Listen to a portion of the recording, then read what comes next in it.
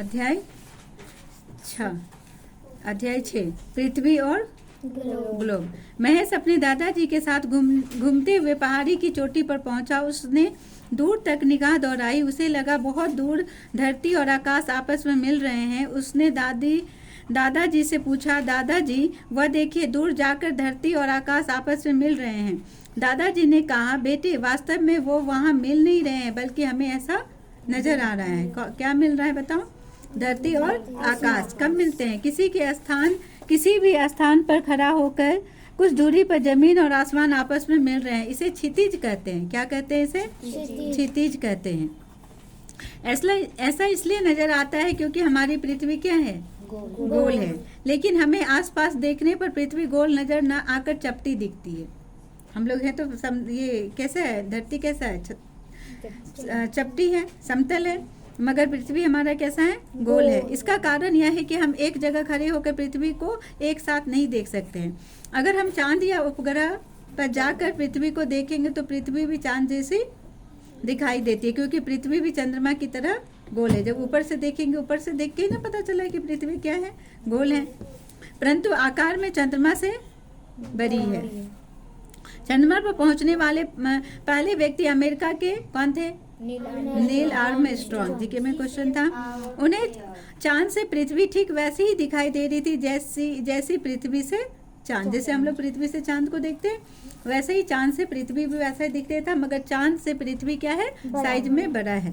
पृथ्वी भी वहां से चांद की तरह ही आकाश में टंगी गोल गेंद की तरह दिखाई देती है। हम पृथ्वी क्या है? एक अंतरिक्ष में लटका हुआ है ना? वो कोई ऐसे नहीं जैसे हम लोग चांद देखते हैं ना, वैसे ही। फर्क सिर्फ इतना है कि पृथ्वी वहां से नीली दिखाई देती है। पृथ्वी का मॉडल ग्लोब तो जानते ही हो। आज ग्लोब के बारे में इसमें होगा पूरा। ठीक है, ये क्या है तुम्हारा? ग्लोब। सब जानते हैं ग्लोब के बारे में? ठीक है, हमारा पृथ्वी ऐसा ही है, थोड़ा सा झुकी हुई है, ग्लोब के जैसा ही थोड़ा सा झुकी हुई है। ऊपर में हल्का सा क्या है? चिपटा है ना? ठीक है, ये क्या है हमारा? ग्लोब। अब इसे भी अभी पढ़ाते हैं पूरा। महेश ने अपने दादाजी से पूछा, दादाजी अगर पृथ्वी गोल है तो हमें इसे पूरा देख सकते हैं कि नहीं? दादाजी ने कहा, गोलाकार होने के कारण हम इसके छोटे से पृष्ठ को ही एक बार में देख सकते हैं। यह कहते हुए उन्होंने अलमारी से ग्लोब निकाल कर दिखाते हुए समझाया, जिसमें प्रकार का विशाल हाथी को छोटे खिलौने के रूप में जिस प्रकार विशाल हाथी को छोटे खिलौने के रूप में बनाकर दिखा देते हैं, ठीक उसी प्रकार अपनी विशाल पृथ्वी को किसके रूप में दिखाया है? ग्लोब के रूप में। ठीक है, दिखाया गया। देखो, दुनिया के सभी देश ग्लोब पर अलग अलग रंगों में दिखाए गए हैं। उन्होंने महेश को ग्लोब पर भारत देश को खोजकर उस पर उंगली रखने को कहा तथा किसी भी दिशा में उंगली बढ़ाते हुए वापस भारत पर आने को कहा। उन्होंने बताया कि जहाँ नीला रंग दिखाई पड़ रहा है वह सागर और महासागर है। अभी हम लोग ग्लोब को देख के करेंगे, पहले पूरा चैप्टर पढ़ लो, फिर करते हैं। फिर बताना भी अभी कितने महासागर हैं? 5। कितने कॉन्टिनेंट है?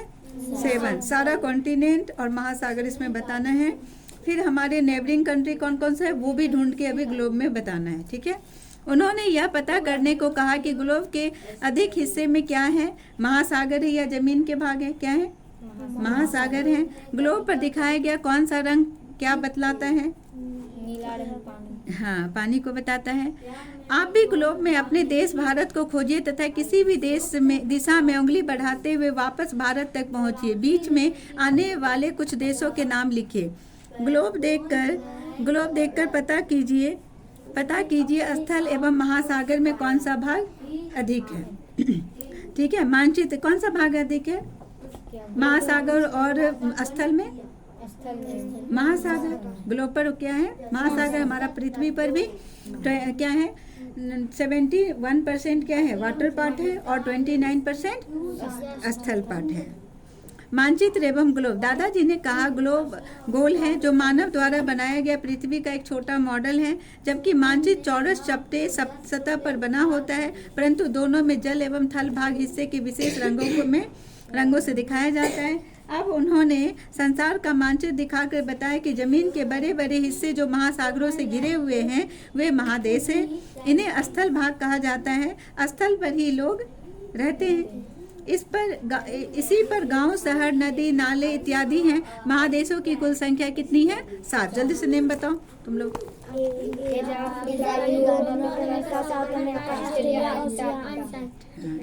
Africa, Europe, north America, south America, Australia और अंटार्कटिका। ठीक है, ये किसका है? ये स्थल एवं जल वितरण को दिखाता है विश्व का मानचित्र। ये मानचित्र मैप है ना। और ये क्या पर ये था? ग्लोब। ठीक है, महादेश यहाँ देखो दिया हुआ है। एशिया, यूरोप, ऑस्ट्रेलिया, अफ्रीका, उत्तर अमेरिका, दक्षिण अमेरिका, अंटार्कटिका। महासागर में कौन सा होगा? The Pacific ocean, the Indian ocean, the Arctic ocean. बोलो तुम भी। चलो हिंदी में क्या होता है? हिंद महासागर, प्रशांत महासागर, अटलांटिक महासागर, आर्कटिक महासागर। इसमें देखो 4 ही दिया हुआ है मगर 5 होगा ना। उत्तर ध्रुवीय महासागर यानी आर्कटिक महासागर। महासागरों की कुल संख्या कितनी है? 5। 4 यहाँ दिया हुआ है, 5। ये बहुत गहरे होते हैं। इनकी औसत गहराई लगभग 4 किलोमीटर तक होती है। यदि हमें एक महादेश से दूसरे महादेश तक पानी के जहाज से महासागर पार करके जाना हो तो कई सप्ताह लग जाते हैं। सफर के दौरान कई दिनों तक चारों ओर से पानी ही पानी दिखाई पड़ता है। सभी महासागर आपस में जुड़े होते हैं। आर्कटिक महासागर को उत्तरी एवं दक्षिणी हिम महासागर भी कहते हैं, है ना। अभी बताया ना। आर्कटिक महासागर को कौन सा महासागर कहते हैं? देना, हाइलाइटर है, पेंसिल दो। आर्कटिक महासागर को कौन सा महासागर कहते हैं? दक्षिण हिम महासागर। क्या होगा यहाँ पर? आर्कटिक महासागर को उत्तरी एवं दक्षिणी हिंद महासागर कहते हैं क्योंकि अत्यधिक ठंड के कारण यहाँ बर्फ जमी रहती है। करके देखिए, संसार के नक्शे में महादेश एवं महासागरों के नाम सही जगह पर लिखिए। महासागर एवं महादेश के लिए उपयुक्त रंग भी भरिए। ये क्या है? अक्षांश और देशांतर के बारे में होगा। अगले दिन जब महेश विद्यालय पहुंचा तो कक्षा में गुरुजी भी ग्लोब का अध्ययन करना ही बता रहे थे। उन्होंने बच्चों से प्रश्न किया। 50 ओवर का क्रिकेट मैच गुवाहाटी में 8:30 AM पूर्वाह्न बजे शुरू होता है। ध्यान से सुनो। जबकि मुंबई में वही मैच 9:30 AM पूर्वाह्न से शुरू होता है। ऑस्ट्रेलिया के सिडनी शहर में सुबह 10 बजे हॉकी मैच शुरू होता है। उस समय पटना में सुबह के 5 बजे थे और लोग सोकर उठ रहे थे। ईटानगर में जब सुबह की धूप खिल जाती है उस समय गुजरात के भुज में भोर होने वाली होती है। ऐसा क्यों होता है? क्योंकि गोल मतलब ग्लोब को हमारा पृथ्वी घूम रहा है तो जहाँ पर सन का लाइट पड़ता है तो वहाँ पर जल्दी सूरज उगती है। जहाँ पर सनलाइट देर से पहुँचता है वहाँ पर। जरा सोचो ऐसा क्यों होता है? गुरुजी ने पूछा। महेश बोल पड़ा, ऐसा स्थानीय समय पर होने वाले अंतर के कारण होता है। गुरुजी बोले, वाह, तुमने कैसे जाना? महेश बोला, हाँ, पिछले दिनों में छुट्टियों के मैं बोधगया घूमने गया था। रात्रि में एक होटल में हम लोग ठहरने लगे थे। वहाँ दीवार पर 5 घड़ियाँ साथ में लगी थी और वे अलग अलग समय बता रही थी। उनके ऊपर विभिन्न देशों के नाम लिखे थे। तभी यह बात मैंने पिताजी से पूछी थी। उन्होंने ही मुझे यह बात बताई थी कि गुरुजी बोले, ये तो ठीक है, लेकिन स्थानीय समय में यह अंतर कैसे होता है? इस सवाल पर सभी चुप्पी लगा गए। गुरुजी मुस्कुराते हुए बोला, आज मैं तुम लोगों को इस बारे में बतलाता हूँ। लगभग 700-800 वर्ष पहले समुद्री यात्राओं के दौरान लोग भटक जाते थे और किसी स्थान को खोजने में बहुत परेशानी होती थी। आसमान में सूरज की स्थिति या रात में ध्रुव तारा को देखकर। रात में ध्रुव तारा किस दिशा में होती है? उत्तर दिशा में। Very good. ध्रुव तारा को देखकर किसी स्थान की स्थिति का अनुमान लगाया जाता था। आप ऐसे करके बता रहे हैं, आप इंडिकेट करके कि बताओगे ना किस दिशा में, बोल के ना बताना होगा किस दिशा में? उत्तर दिशा में।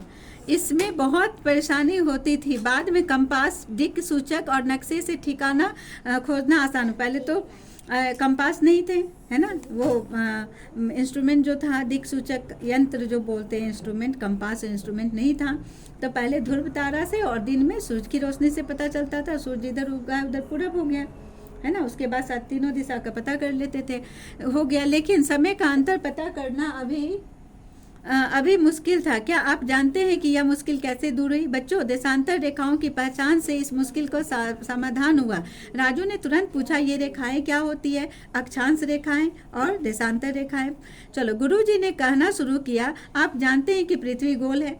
अभी ध्यान से सुनो, अभी ग्लोब पर बताएं, पूछेंगे कि बताओ अक्षांश रेखा और देशांतर रेखा क्या होती है।